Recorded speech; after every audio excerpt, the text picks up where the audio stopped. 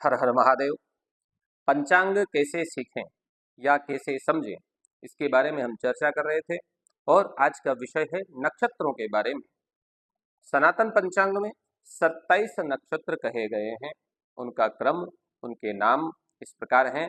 पहला नक्षत्र अश्विनी, दूसरा भरणी, फिर उसके बाद क्रमशः रोहिणी, मृगशिरा, आर्द्रा, पुनर्वसु, पुष्य, आश्लेषा, मगा, पूर्वा फाल्गुनी, उत्तरा फाल्गुनी, हस्त, चित्रा, स्वाति, विशाखा, अनुराधा, ज्येष्ठा, मूल, पूर्वाषाढ़ा, उत्तराषाढ़ा, श्रवण, धनिष्ठा, शतभिषा, पूर्वा भाद्रपद, उत्तरा भाद्रपद और रेवती।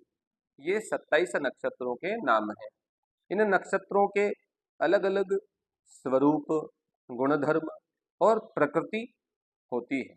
उसी के अनुसार नक्षत्रों में अलग अलग जीवों के जन्म लेने पर शारीरिक संरचना, व्यक्ति का स्वभाव, प्रकृति, गुणधर्म इत्यादि का विचार किया जाता है और भी आगे मुहूर्त प्रकरण में भी इनका विशेष उपयोग होता है।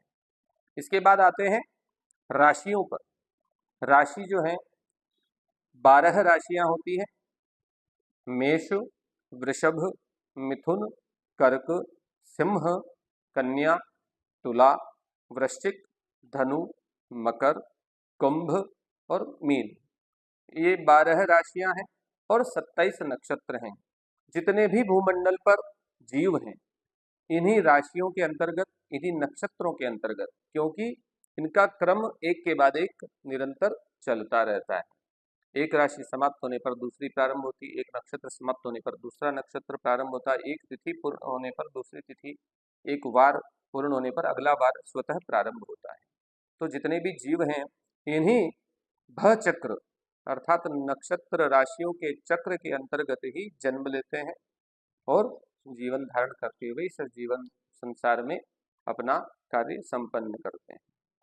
जब कोई भी विशेष कार्य करने के लिए हमें समय का चयन करना होता है, उसे मुहूर्त कहा जाता है। यानी जिस समय में कार्य करने के लिए सबसे अनुकूल व्यवस्था हो, अनुकूल वातावरण हो, प्रकृति की अनुकूल व्यवस्था हो, उसे शुभ मुहूर्त कहा जाता है। हम मुहूर्त भी आगे समझने की चेष्टा करेंगे। इसके लिए आप हमारे इस चैनल से जुड़े रहें और आगे से आगे इन चीज़ों को आप जानें, समझें।